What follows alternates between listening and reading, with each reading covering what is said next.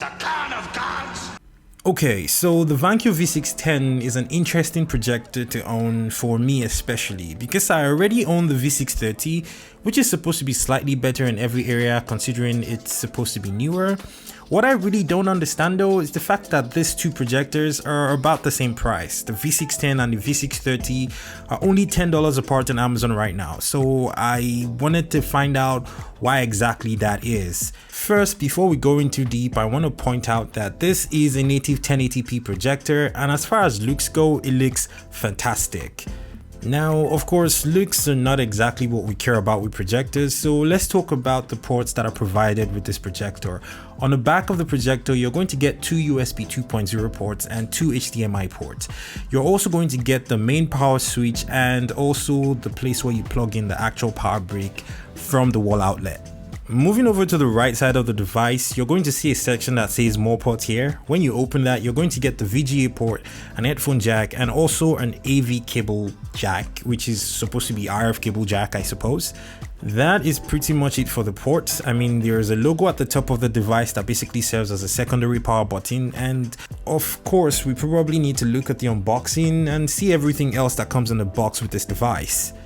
Now, when you open up the box for the V610, you're going to get a smaller box. This smaller box basically contains all your accessories. You're going to get all your cables, that's the power cable, the HDMI cable. You're going to get a remote control.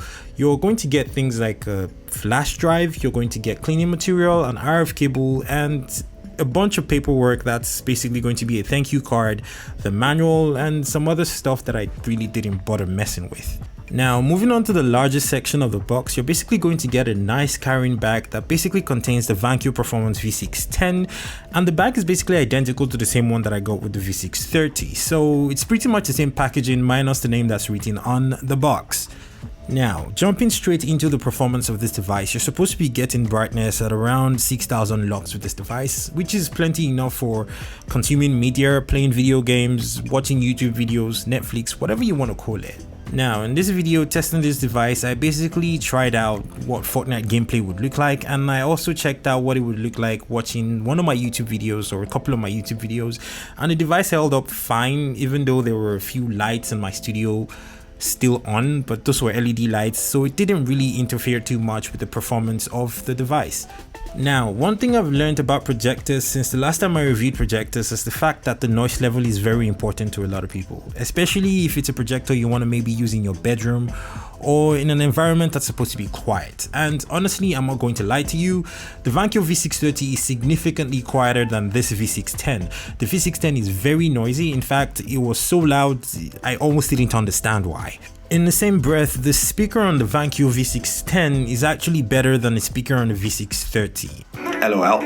But anyways, the wireless charging works perfectly. The design of the phone is mostly glass on the back, glass on the front, which as we know isn't very durable. If you drop your phone some type of ways, you will damage it. But again, on iPhones, it works because the operating system is optimized and you know, everything just works together very well. As a matter of fact, you can actually get away with using this with just a speaker on the projector, but the problem with that is the noise might get in the way of whatever you're trying to do, so you're probably always better running your audio externally anyway. One area where maybe the V630 is significantly superior to this is when you're trying to adjust the keystone, where if you have the projector hanging from an angle up or below, you can basically adjust the image it's projecting so that it's not at an angle or looking weird or anything like that.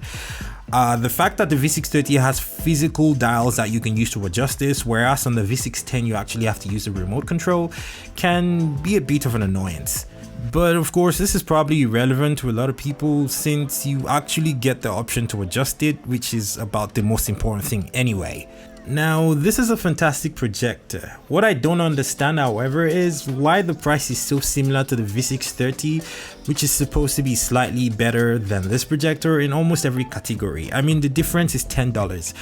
Are you really going to sacrifice a quieter projector or a projector that has a few more features just because of $10? Doesn't make a lot of sense. So while I can actually absolutely recommend this projector, if you were looking to buy either or the V610 or the V630, I'm always going to recommend the V630 over the V610. Not because the V610 is a bad projector, the V630 is just slightly better and at the end of the day, a better value for your money.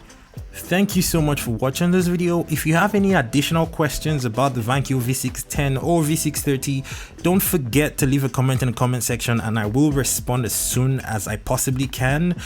Please use the link in the description below if you're trying to purchase this projector, as it actually helps out the channel a little bit.